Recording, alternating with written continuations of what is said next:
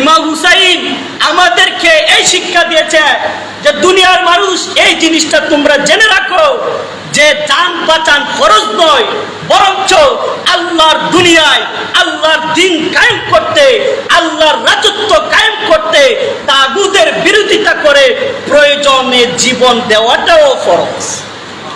শুধু জীবন বাঁচান ফরজ নয়, আল্লাহর দুনিয়াতে আল্লাহর দিন কায়েম করতে জীবন দেওয়াটা কি ফরজ।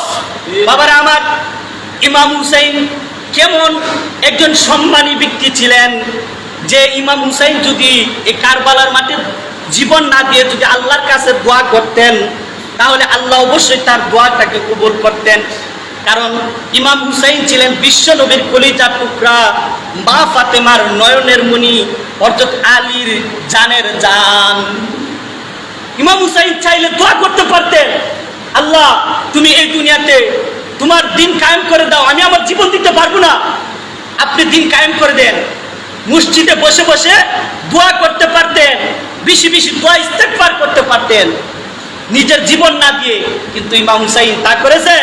ইমাম হুসাইন বললেন না, মসজিদে বসে শুধু দোয়া করলে হবে না, প্রয়োজনে নিজের জীবনটা দিয়ে, নিজের জান দিয়ে আল্লাহর দুনিয়ায় আল্লাহর রাজত্ব কায়েম করতেই হবে।